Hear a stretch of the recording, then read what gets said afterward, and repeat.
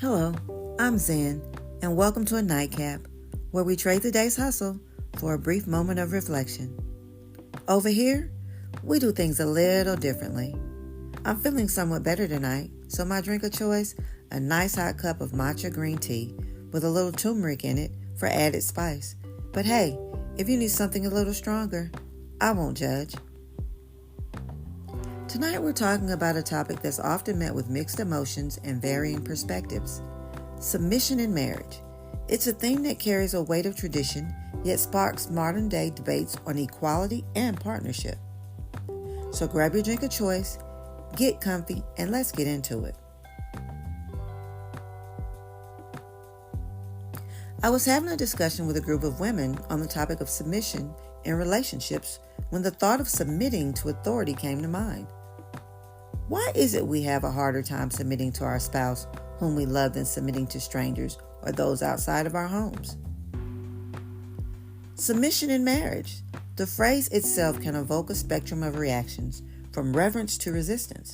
But why is it that we sometimes struggle to submit to our spouse, the person we've chosen to share our life's journey with? Isn't love supposed to make it easier? As I ponder these questions, I'm reminded of the vulnerability inherent in marital relationships. Unlike interactions with strangers or acquaintances, marriage exposes us to the rawest parts of ourselves. We bare our souls, our hopes, and our fears to our partner, trusting that they'll cherish and respect our vulnerabilities. But in that vulnerability lies a paradox, the fear of losing control. Love isn't just about affection and admiration, it's about trust. And trust, my friends, is built on the delicate foundation of vulnerability. These stakes are higher, the emotions more intense, and the desire to maintain autonomy in the face of intimacy becomes a balancing act of heart and mind. Yet submission in marriage isn't solely about relinquishing control. It's about shared responsibility and mutual respect. It's give and take, compromise, and collaboration. And just as we submit to authority in certain contexts, we submit to our spouse out of love and reverence for the bond we forge. So why is it tougher to let go and listen to your partner than it is to follow orders from a boss or nod along with a stranger? I don't know. Maybe it's because marriage throws us into the deep end of the human emotions, the highs, the lows, and all the messy stuff in between. But you know what? Giving in to your spouse isn't about being weak. It's about showing just how much you care and how committed you are to making things work. In the Bible, the concept of submission is mentioned in various contexts, including marriage and submission to authority. For example, Colossians 3:18, "Wives, submit yourselves to your husbands as it is fitting in the Lord." Then there's Ephesians 5:21, "Submit to one another out of reverence for Christ." And what about 1 Peter 2:13 through 14?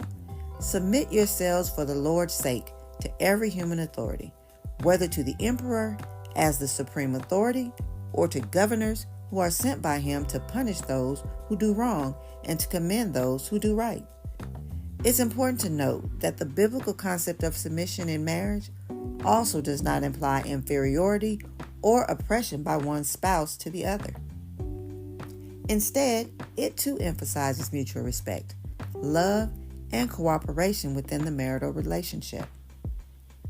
Similarly, submission to authority is presented as a recognition of God's ordained order and a means of promoting peace and order in society. Submission in a relationship is offered out of trust, respect, and mutual understanding. It's about willingly yielding to your partner, acknowledging their needs, and nurturing a harmonious connection, and thrives in an environment of empathy, reciprocity, and emotional vulnerability.